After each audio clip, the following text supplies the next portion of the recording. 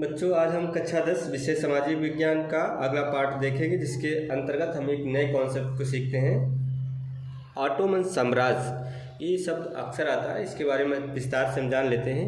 विभिन्न प्रतियोगी परीक्षाओं में इस कॉन्सेप्ट का प्रयोग होता रहता है।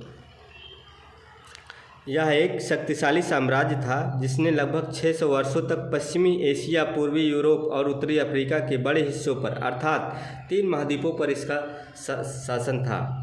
महत्वपूर्ण तथ्य क्या है? स्थापना इसकी 1299 ईस्वी में तुर्की के एक नेता उस्मान प्रथम ने की थी।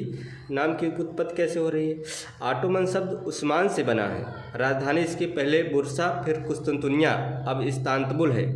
धर्म आधिकारिक रूप से इस्लाम था, लेकिन साम्राज्य में कई धर्मों और संस्कृतियों के लोग रहते थे। चरम सीमा क्या है? 16वीं और 17वीं शताब्दियों में सुल्तान सुलेमान महान के समय क्षेत्रफल कितना था इसका? ऑटोमन साम्राज्य का विस्तार 3 महाद्वीपों तक था। Asia, Europe, Africa. एशिया में तुर्की, सीरिया, इराक, अरब का क्षेत्र। यूरोप में बाल्कन क्षेत्र, ग्रीस का क्षेत्र, बुल्गारिया, हंगरी आदि। अफ्रीका में मिस्र, लीबिया, ट्यूनीशिया आदि। पतन कब हुआ? साम्राज्य धीरे धीरे कमज़ोर होने लगा। प्रथम विश्व युद्ध 1914 से 1918 में हार के बाद इसका अंत हुआ। 1923 में आधुनिक तुर्की गणराज्य की स्थापना हुई। महत्व इसका क्या है? यह दुनिया के सबसे लंबे समय तक टिके और सबसे प्रभावशाली साम्राज्यों में से एक था। इसने कला, वास्तुकला, विज्ञान और व्यापार में बड़ा योगदान दिया।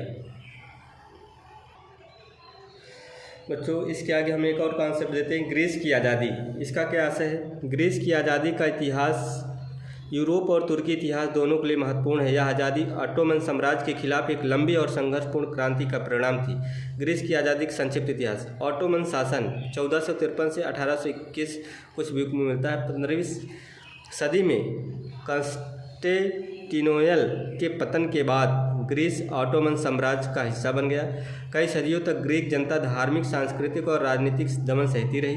क्रांति की शुरुआत 1821 में 25 मार्च 1821 को ग्रीस ने ऑटोमन साम्राज्य के खिलाफ स्वतंत्रता संग्राम की शुरुआत की। इसे ग्रीस वार ऑफ इंडिपेंडेंस कहा जाता है। इस संघर्ष में आम नागरिक, किसान, धार्मिक नेता और बुद्धिजीवी शामिल हुए। अंतर्राष्ट्रीय समर्थन। ग्रीस की आज़ादी को कई यूरोपीय देशों जैसे ब्रिटेन, फ्रांस, रूस का समर्थन मिला।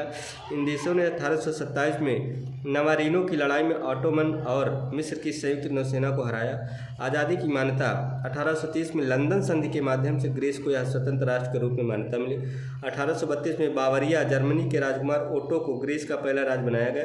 ग्रीस की क्रांति ने पूरे यूरोप में राष्ट्रवाद और स्वतंत्रता आंदोलनों को प्रेरित किया।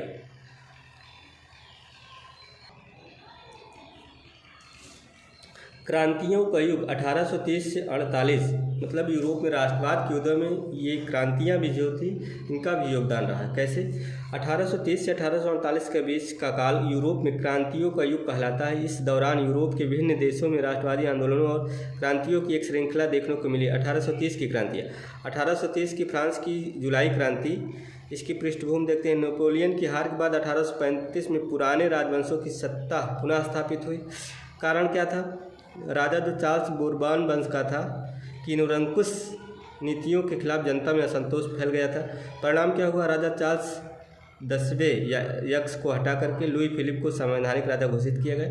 1830 की अन्य क्रांतियाँ हुई थी। बेल्जियम 1830 में नीदरलैंड से अलग होकर स्वतंत्र राष्ट्र बना। पोलैंड और इटली स्वतंत्रता और राष्ट्रीय एकता के लिए आंदोलन लेकिन असफल रहे, क्योंकि रूसी और ऑस्ट्रियन सेनाओं ने दमन कर दिया। युवाओं और गुप्त संगठनों की भूमिका, जैसे इटली में मैजनी द्वारा स्थापित यंग इटली आंदोलन। इन आंदोलनों का उद्देश्य राष्ट्रवाद, स्वतंत्रता और लोकतंत्र को बढ़ावा देना था। 1848 की फ्रांस में फरवरी क्रांति। कारण बेरोजगारी, गरीबी और राजनीतिक भागीदारी की मांग। परिणाम क्या हुआ? लुई फिलिप को हटाकर गणराज्य की स्थापना की गई और सभी पुरुषों को मताधिकार दिया गया। ऑस्ट्रिया साम्राज्य। वियना में विद्रोह हुआ, मेटरनिख को भागना पड़ा। हंगरी ने स्वायत्तता की मांग की। जर्मनी में क्या हुआ? फ्रैंकफर्ट संसद का गठन 1848 में हुआ। एकीकृत जर्मनी की मांग होने लगी, अंततः विफलता मिली।